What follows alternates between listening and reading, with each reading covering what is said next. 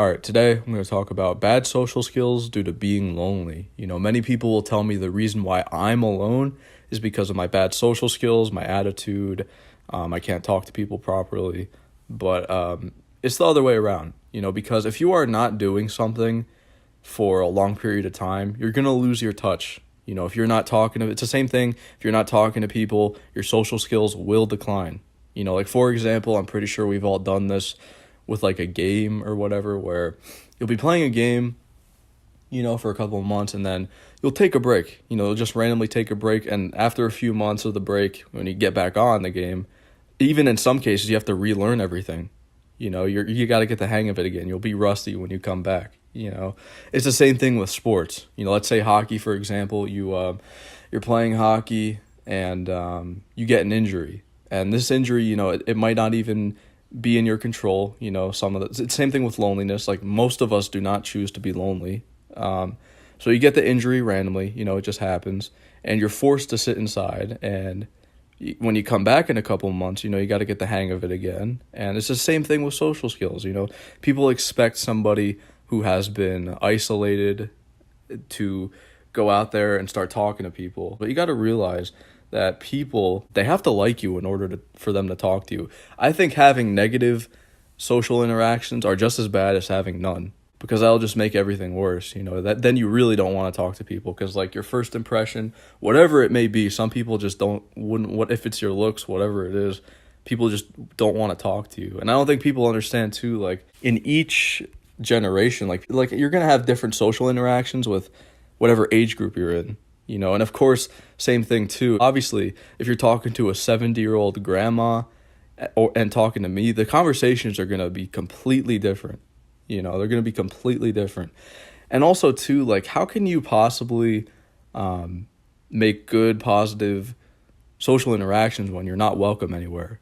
It almost seems like, I've said it before, like unless you're in a social setting, which I don't even know what that could even consist of, a bar. Most people are already in groups already. I barely notice people that are alone in public. I notice like in this generation that everyone's clingy. Everyone has a group. Literally, everybody has a group. I was that one dumbass in school, like in elementary school, where I would try and join groups. Like I would walk up, because this is like at recess, like everyone always used to huddle in groups. Like they were like fucking rubber banded to each other. It would be like 5 kids in a group, just like in a circle, like talking.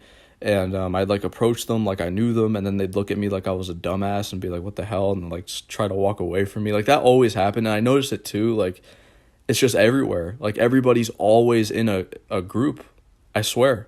Like you if you go out there and just like observe everyone, people are in groups.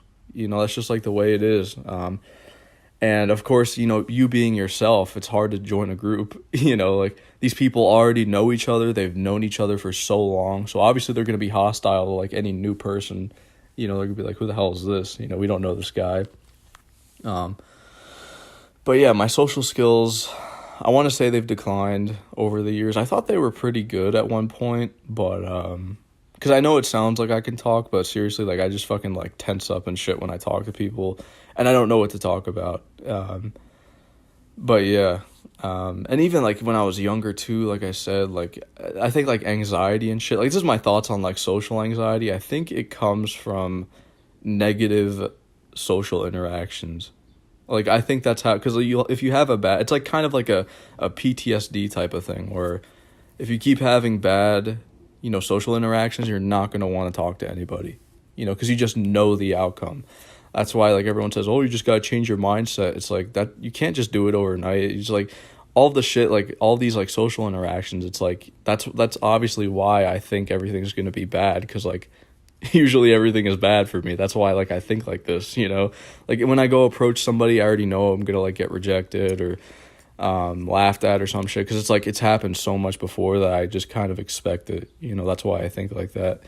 I'm sure anyone would, but even when like like I was gonna say, my social skills were terrible when I was younger too. I always had like social anxiety, trying to talk to people. I would purposely shit my pants in order to get out of social situations. Like, I'm not even kidding. Like, that's how you know it's over. When you are shitting your pants on purpose to get out of social situations, it's over. You know, like when I was younger, I was like 8, 9, 10. If I was at like a family gathering or some shit, I would always like shit my pants so we'd have to leave. Like at church, I would shit my pants so we'd have to leave. Like, I know it's fucking stupid, but like that's what I would do when I was a kid, man.